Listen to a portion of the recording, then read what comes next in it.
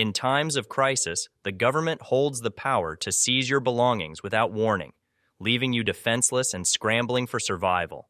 Imagine this. You're living in a comfortable home, your backyard is bursting with fresh produce, your trusted bicycles are ready for family outings, and you have heavy machinery to help maintain your property. Life feels secure, and you believe you've prepared for whatever challenges may come your way. But what if everything you've worked for could vanish in an instant? Under various executive orders, FEMA can swoop in and confiscate your property, stripping away your sense of security. From your backyard garden to your beloved ATV and even your construction equipment, nothing is off limits. Before you find yourself caught in this unsettling scenario, join me as we delve into 15 items FEMA will confiscate in an emergency. This information could be crucial to your preparedness and survival, so stay tuned. You won't want to miss what's at stake and how you can safeguard your most valued possessions. Number 15.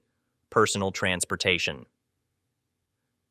During an emergency, personal transportation options, including bicycles, motorcycles, and ATVs, can also be seized to support emergency services.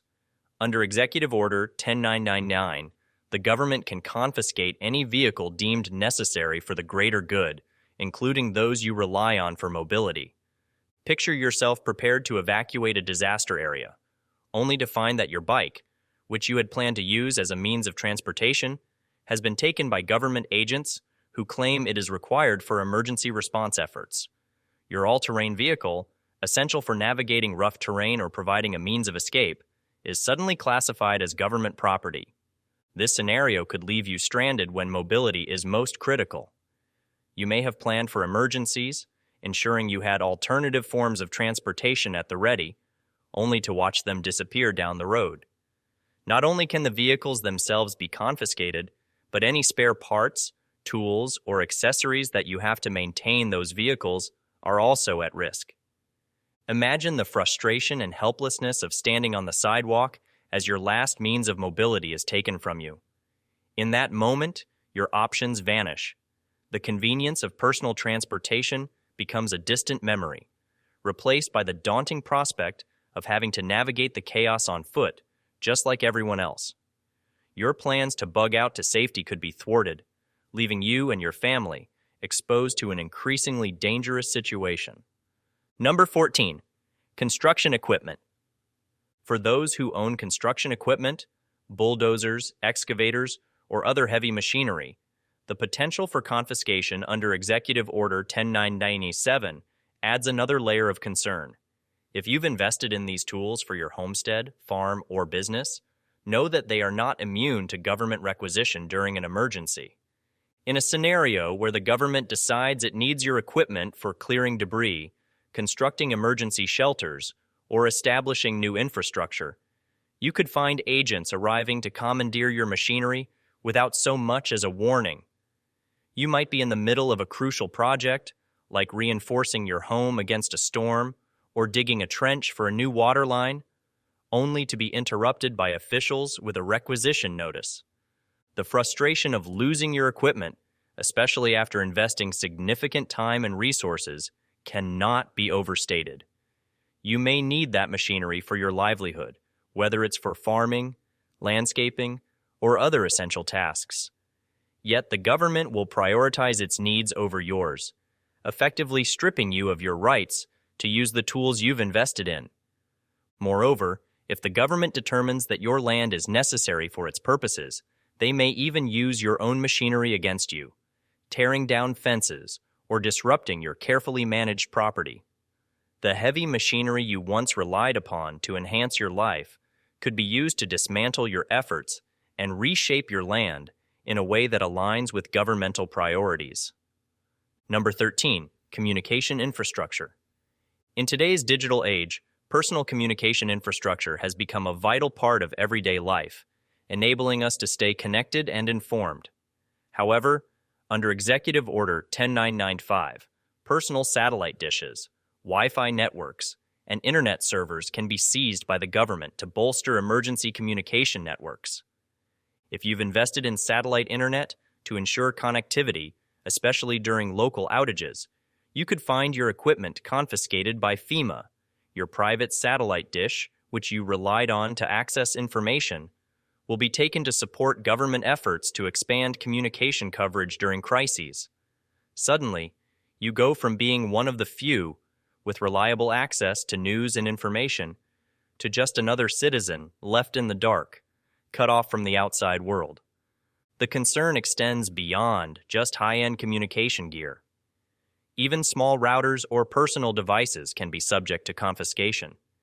The government may reallocate your private equipment, leaving you unable to communicate with loved ones or access vital information during emergencies. The tools you acquired to ensure your family remains informed could be repurposed against your interests, serving as cogs in a government-controlled information machine. As your ability to communicate and stay updated dwindles, you may feel increasingly isolated. The fear of being unable to reach out for help or receive critical updates can be overwhelming, compounding the already heightened stress of an emergency situation. Number 12. Ammunition. Like firearms, ammunition stockpiles may be seized to prevent hoarding or misuse during a crisis. If your firearms have already been confiscated, don't assume your ammunition will remain untouched. With executive orders like 11,002 and existing state-level restrictions, the government has authority to commandeer ammunition deemed excessive. Imagine investing years in collecting ammo, stockpiling responsibly for hunting, self-defense, or simply to be prepared, only to see it taken in one sweep, all under the guise of public safety. The notion of owning a few thousand rounds as an emergency reserve may seem reasonable to you, but in a crisis, authorities could interpret it as an excessive stockpile, or worse, an arsenal. Your collection, meant for responsible use, can quickly transform into a perceived threat, and that's when your right to retain it vanishes. When enforcement officials locate your stash, there's rarely selective confiscation. Instead, everything from prized hunting rounds to training ammunition could be carted away without ceremony. Specialty ammo, which might be hard to replace even in peacetime, becomes even more vulnerable to seizure. Ammunition already faces a range of restrictions in various states, with emergency orders enabling the government to bypass typical legal processes entirely. So, if your ammo is viewed as a resource rather than a personal right, you could be left defenseless. And if you're lucky enough to keep one firearm without any ammunition, it's a hollow victory, a mere paperweight in a survival situation. They'll call it public safety, but in truth, it's a matter of control, ensuring that only select groups retain the power to protect themselves. Number 11. Vehicles. Your vehicle, especially if it's capable of off-road transport, towing, or marine navigation, can be commandeered for emergency evacuations or logistics. Under Executive Order 109999, the government can seize any vehicle it deems necessary to address a crisis, transforming your truck, SUV, ATV, or even your boat into an emergency resource. Imagine this.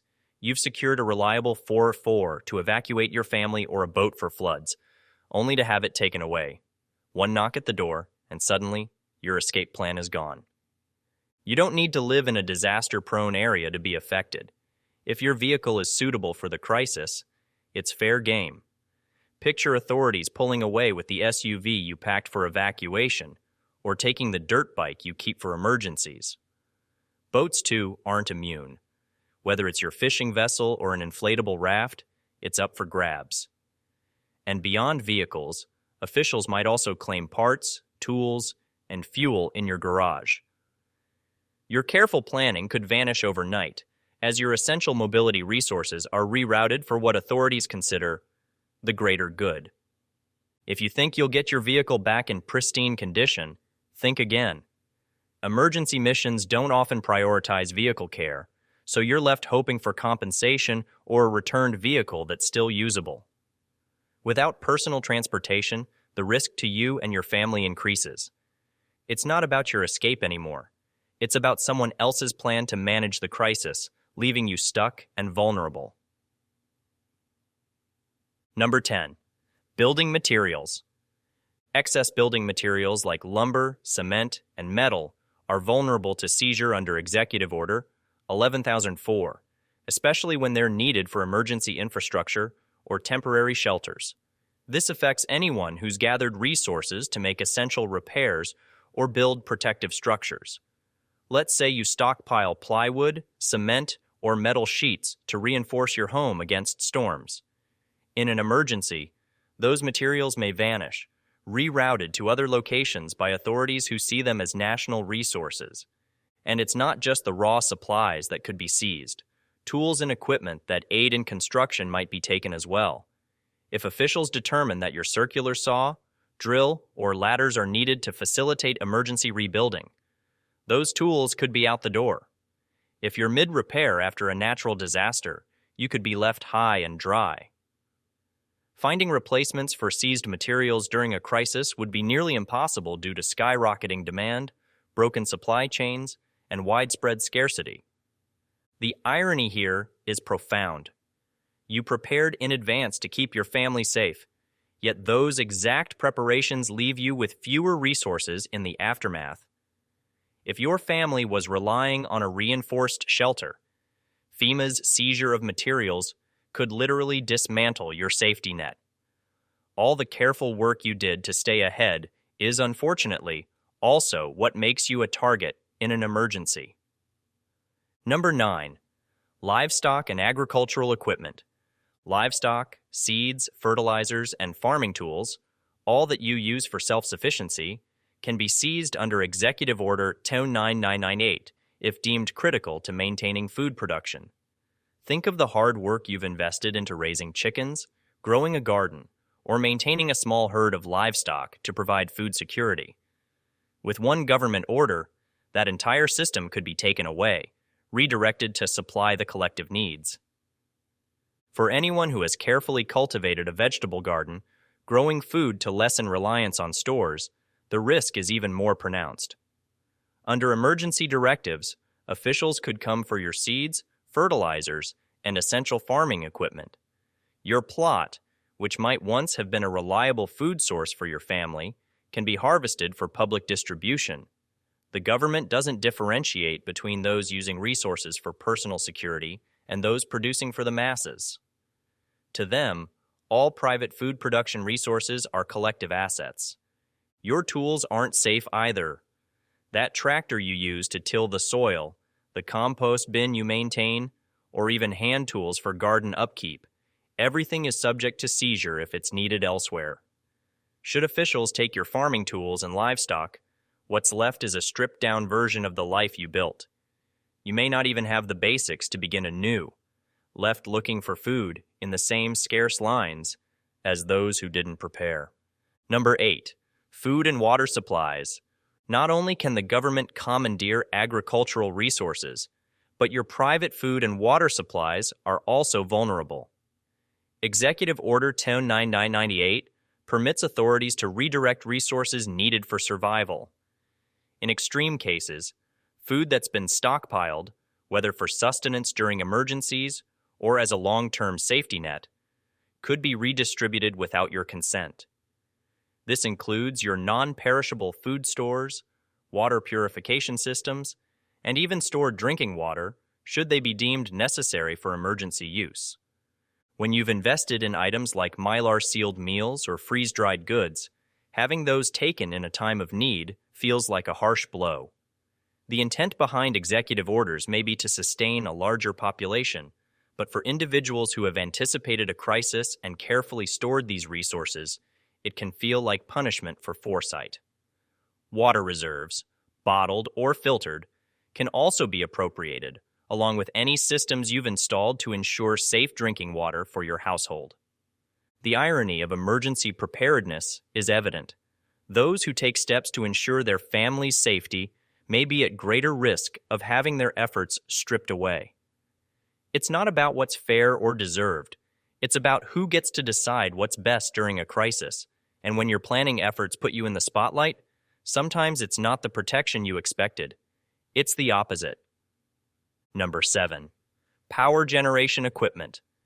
During a crisis, the government can legally seize any personal power generation equipment, including home generators, solar panels, inverters, and even backup batteries, to support critical infrastructure needs.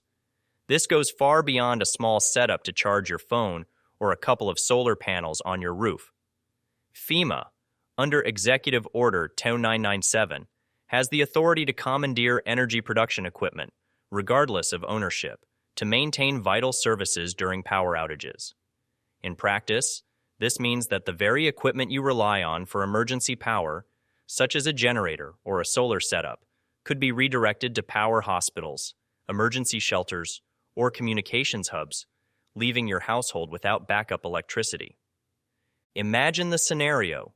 You've carefully invested in a high-quality generator, stacked propane or diesel tanks to keep it running, and set up solar panels and inverters, all to ensure that your family can weather blackouts without issue. Yet, if the government determines that your energy setup is needed elsewhere, you could be left without power, unable to run essentials like refrigerators, medical devices, or lighting. This isn't hypothetical. During Hurricane Katrina, FEMA utilized similar measures to direct resources to areas deemed more critical. Seizures can extend beyond stationary generators and solar systems. Portable power stations, even hand-crank chargers, could be seen as essential energy sources. If these measures seem extreme, consider that such orders are often enacted to prevent panic and ensure a steady supply to crucial areas during prolonged outages. Knowing the risks involved with depending entirely on your home's energy independence could help you consider diversified options. This might mean considering smaller solar-powered devices, maintaining multiple, concealed sources of energy, or understanding alternative ways to generate power independently.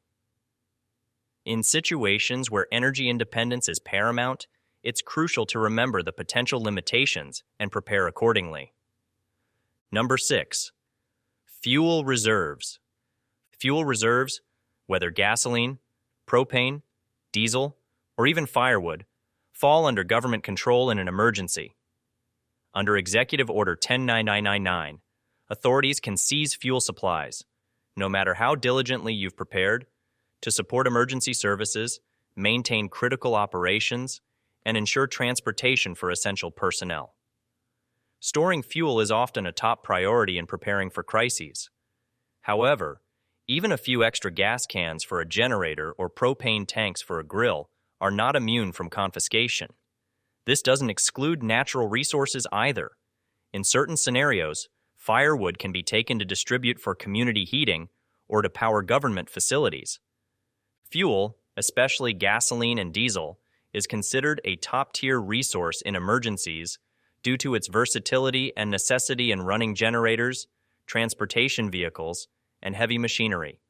Stocking up on propane can offer households a way to cook and keep warm, and diesel is often a preferred option for heavy-duty generators.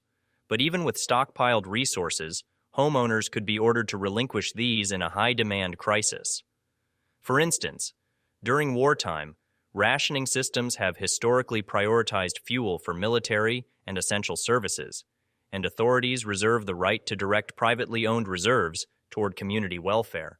Having backup fuel for generators, stoves, or heating is a sensible preparation, but authorities may require these reserves to support priority needs during national or regional emergencies.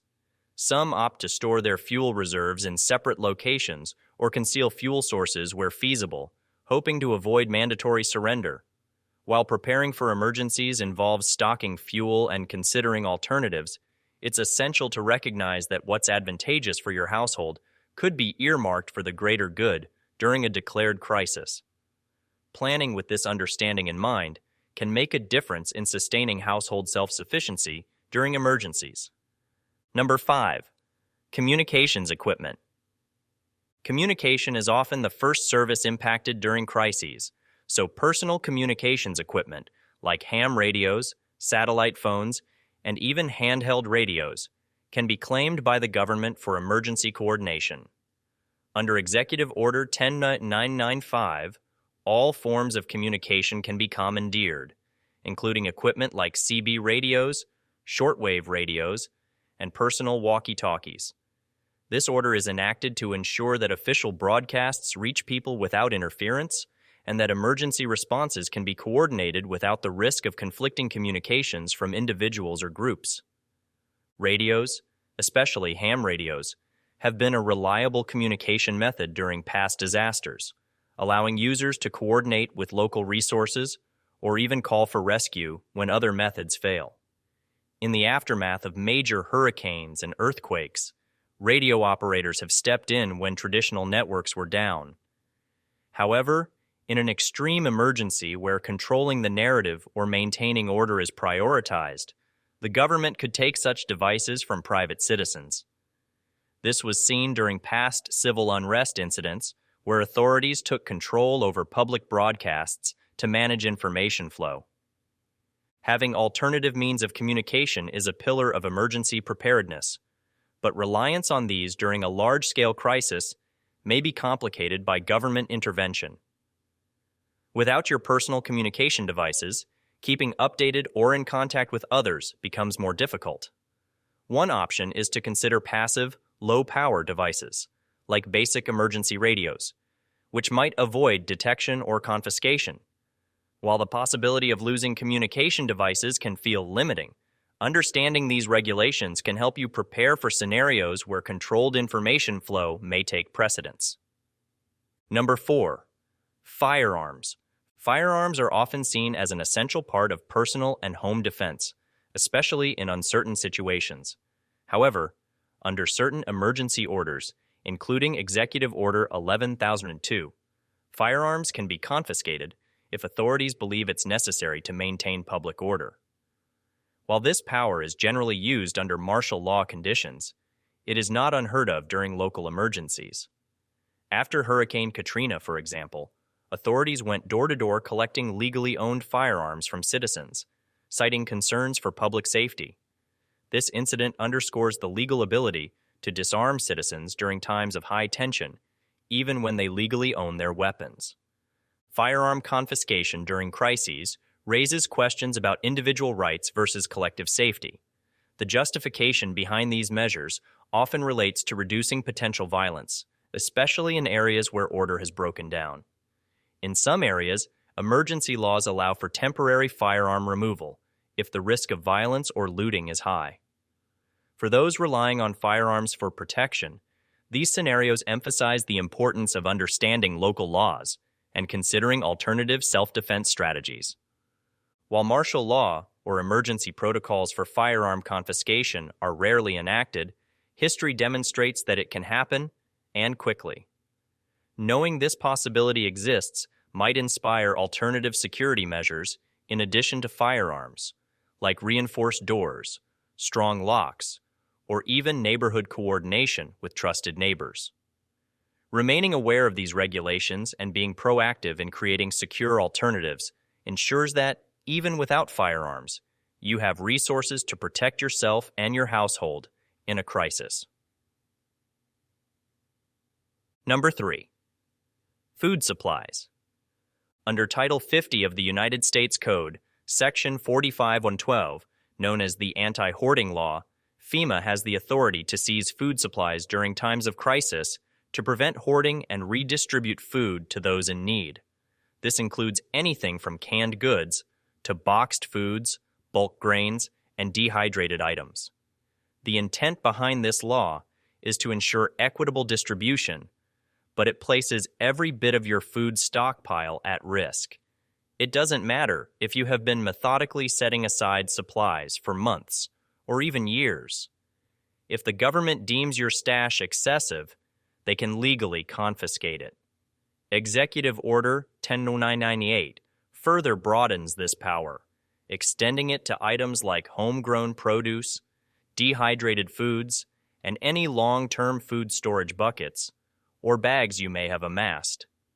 Imagine spending years curating a pantry stocked with essentials for your family's security, only to have it taken away because someone in a position of authority determines it exceeds reasonable levels.